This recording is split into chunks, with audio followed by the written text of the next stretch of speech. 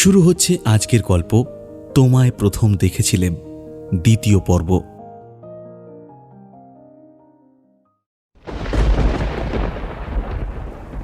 শরতের আকাশে হঠাৎ কালো মেঘ জমল। প্রচণ্ড বৃষ্টি এলো সেদিন। প্রকৃতি যেন শুভ্রকে আজ কালিমা মুক্ত করেছিল। একেবারে ছন্ন ছাড়া একটা মানুষ আজ ফিরেছিল বাড়ি, নিজের সমস্ত অর্জিত সম্মান, সামাজিক মর্যাদা চোখের সামনে ধ্বংস হতে দেখে। ওর মা বাবা এই মুহূর্তে আঁকড়ে ধরেছিল ওকে। শরীরটা যেন ছেড়ে দিয়েছিল ওর। শুভ্র জ্ঞান হারিয়ে পড়ে গিয়েছিল মাটিতে। ৩-৪ দিন প্রচণ্ড জ্বরে হুঁশ ছিল না কোনো।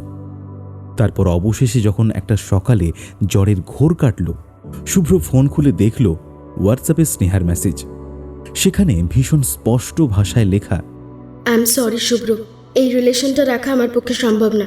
মা বাবা আর আমাদের ফ্যামিলির কেউই আমাদের এই বিয়ের জন্য রাজি না। যা ঘটেছে সেটা এতটাই লজ্জার যে আমি সত্যিই পারবো না তোমার সঙ্গে নিজের জীবনটা জড়াতে। সবাই আমায় এত প্রশ্ন করছে, দুদিন ধরে আমি অফিস পর্যন্ত যেতে পারিনি। আমি একটা মধ্যবিত্ত বাড়ির মেয়ে শুভ্র। আমার কাছে সম্মান নিয়ে মাথা উঁচু করে বেঁচে থাকাটাই সব থেকে বড় ব্যাপার জীবনে।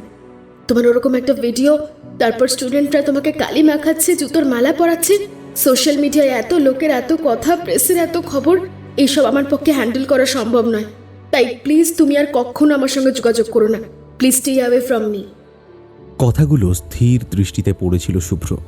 বুকের মধ্যে যেন কেউ এফোঁড় ওফোঁড় করে ছুরি মারছিল এই মুহূর্তে। আর যেন কিছু ভাবা কথা বলার অবস্থায় ও রইল না। শেষে স্নেহাও, যাকে ও এতগুলো বছর ধরে ভালোবাসলো, এত এত মুহূর্ত একসাথে কাটালো, শেষে সেই মেয়েটাও বিশ্বাস করল না। মাঝ রাস্তায় এইভাবে হাতটা ছেড়ে দিল। সেদিনের পর থেকে শুভ্র কথা বলা বন্ধ করে দিয়েছিল। বাইরের লোক তো দূরে থাক, এমনকি মা বাবার সাথেও একটা শব্দ উচ্চারণ করত না।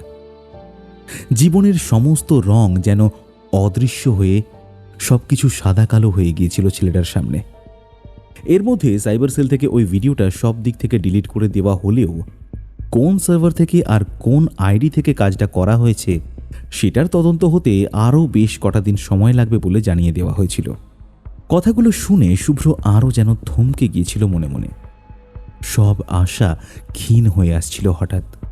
এই জীবনটাকে একটা বোঝার মতো মনে হতে শুরু করেছিল।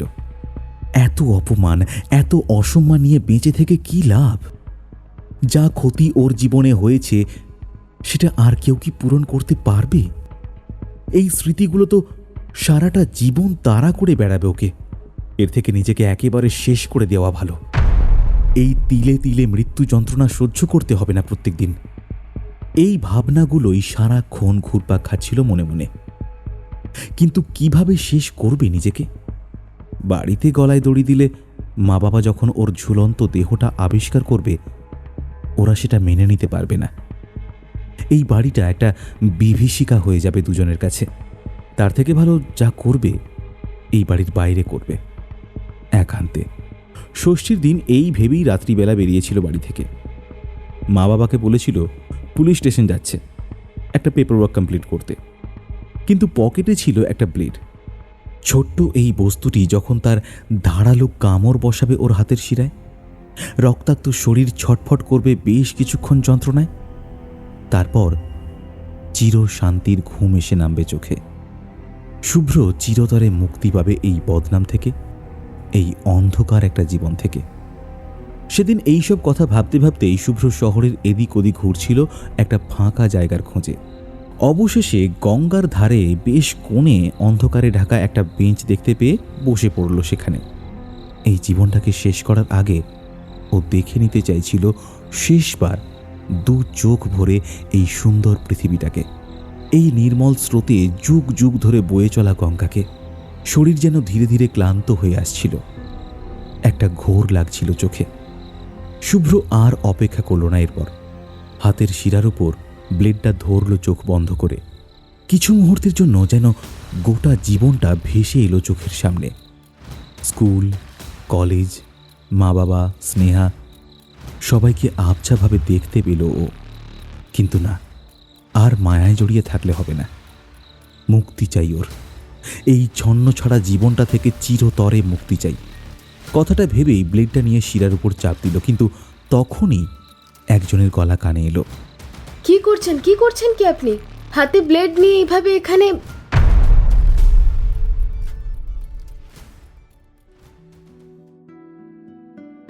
পরবর্তী পর্ব শোনার জন্য পোস্টটিকে লাইক এবং শেয়ার করে পেজটি ফলো করে রাখুন। ধন্যবাদ।